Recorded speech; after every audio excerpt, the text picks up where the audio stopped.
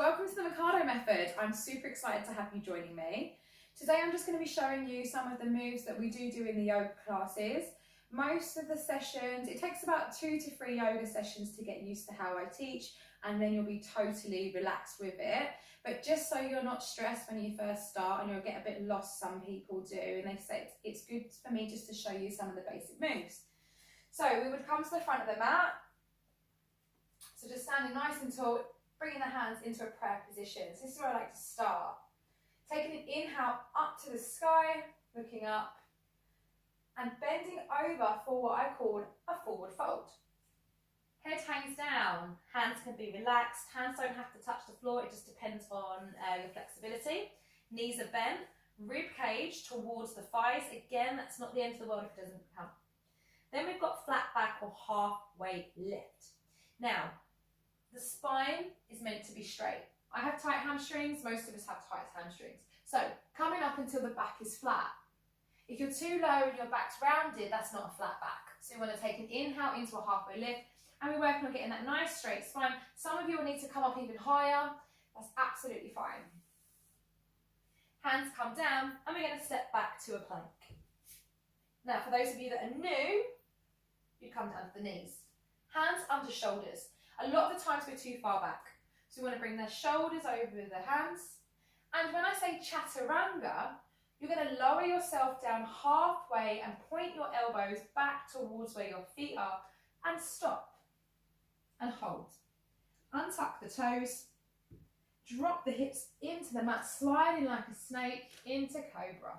Now traditionally, a lot of people tend to squeeze their arms up by their ears. We want to roll the shoulders back and down and squeeze the triceps in. I'm pushing my heart forwards. I'm pressing the tops of my feet down. Cobra. As you get more advanced, or maybe the flexibility is there, you'd start to lift up more as the spine gets warmer. But if the shoulders are creeping up, you've come up too high. You've also got up dog. So you can then press the tops of the feet down, lift the thighs off the mat into up dog. But again, if the shoulders have crept up and you're slumping like this, we go back to Cobra until we've got the strength and our shoulders are back and down. Child's pose. Big toes together, knees wide, heart goes towards the floor, forehead rests on the floor in your child's pose. This is our pose of rest. So if the session gets a bit much or you need to take a break, come down to the ground. Child's pose. You can also release the hands and have them back by the heels to rest the arms. From child's pose, you're going to hear me say downward dog. So, hands come under shoulders, tuck the toes, press the hips back. Now, a lot of people get obsessed with, my feet don't touch the floor. It doesn't fucking matter. What we're more interested in, the spine. So, extend the arms away, head goes down, lengthen the head away from the shoulders. I take a bend in my knees and press my heels towards the floor to get a straight spine. Pull the navel in and you're in your downward dog. Everyone's downward dog will look slightly different. You might need your feet a bit wider. You might even have them a bit more narrow. Hands are important. So, fingertips, so come back down onto the knees. Look at your hands. You want your middle fingers facing forwards. You want to rotate the eye of the elbow, which is the bendy bit of the elbow, towards the front of the mat. I'm going to stick my bum in the air. I'm going to round my shoulders slightly. So shoulder protraction, toes are down. Start to lift the bottom up into the down dog. Keep the bend in the knees. As the legs get warmer, you might find you can extend back. Heels might go towards the floor, heels might not. I have really flat feet, so I believe that's why I can get my heels down. Lots of people can't do it, or it's just the lengthening of the muscle, it's the genetic structure. So don't worry about the heels. I'm more interested in the spine. From there, we're going to go into a three-legged dog.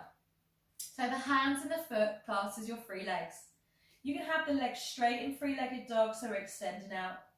Or I might ask you to bend your knee, open up the hip here in the three-legged dog.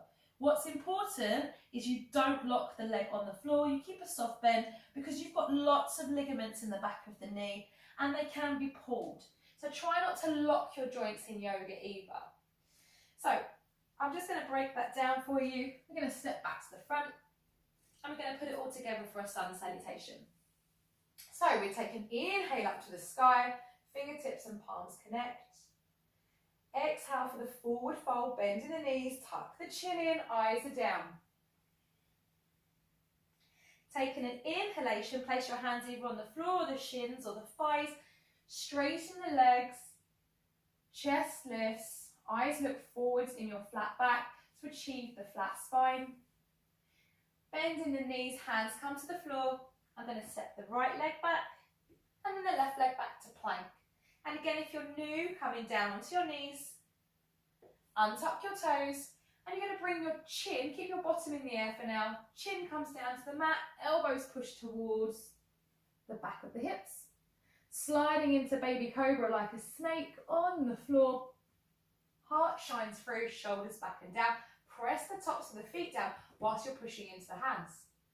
Take your big toes together, knees go wide, sit back for child's pose, heart to floor, forehead down, pressing into your hands as well. Untuck your toes and come into down dog and push your bottom in the air. Hips come up. So keep a bend in your knees until you're warm. Keep the belly button pulled in.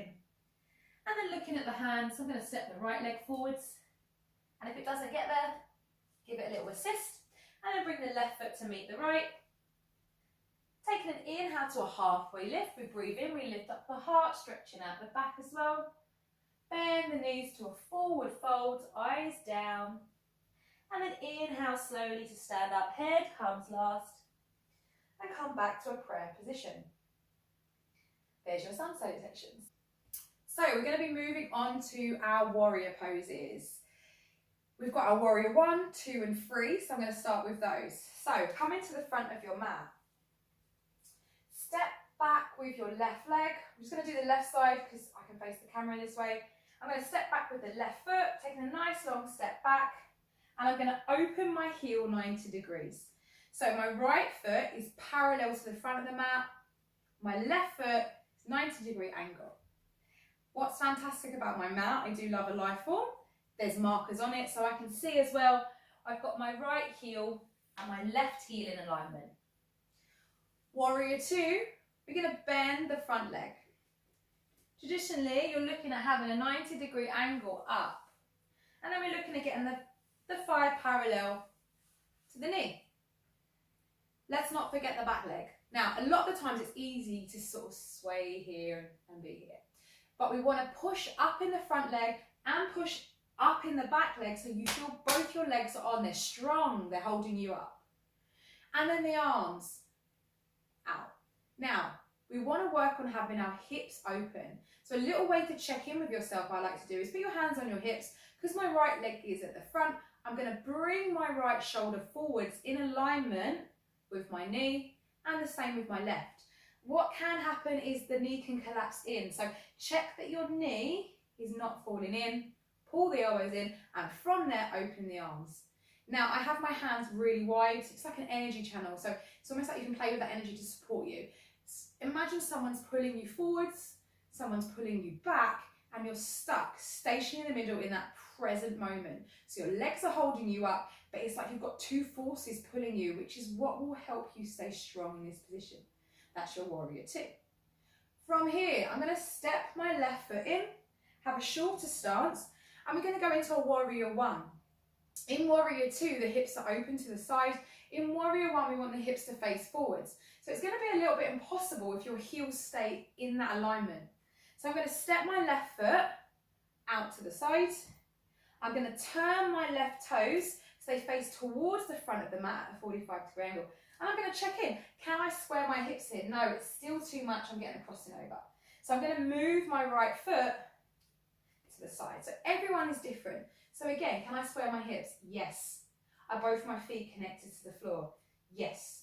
You want your right foot facing forwards, left foot facing forwards but at a diagonal angle towards the left corner to allow you to open your hips. Some of you will need wider legs apart, some of you it will be more in. So again, check the knee hasn't collapsed in, check the foot isn't collapsing in. Foot straight, ankle in alignment. And then with the arms, taking a big breath in, extending up to the sky. So I'm pushing into the back leg and the front leg, but I'm also imagining someone's pulling me up. Open the palms wide. There is your warrior one. From here, we're going to move into warrior three. This is our balancing warrior. So I'm going to pivot on my back toes, so I'm now on my tiptoes. I'm going to start to lean forwards. Now for a beginner, I find it better to have hands on hips. So I'm going to shift forward, keep the hand on the hip, pull the elbows back and lift up that back leg. Now this might be enough. What's important is we're using the heel of the foot to extend out and we're pointing the toes down.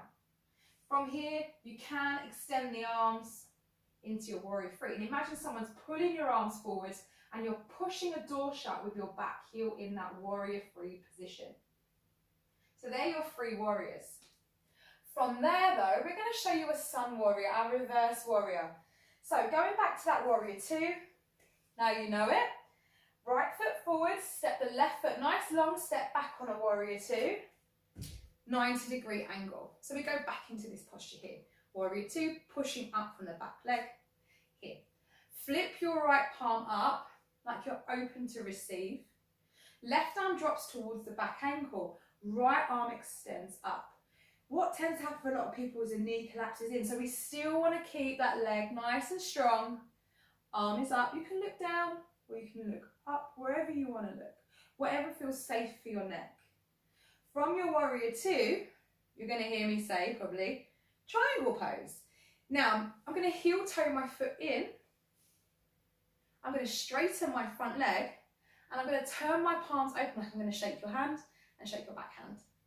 Shift your body weight forwards. Be mindful of your hamstring. So if you have tight hamstrings, keep a micro bend in your knee anyway.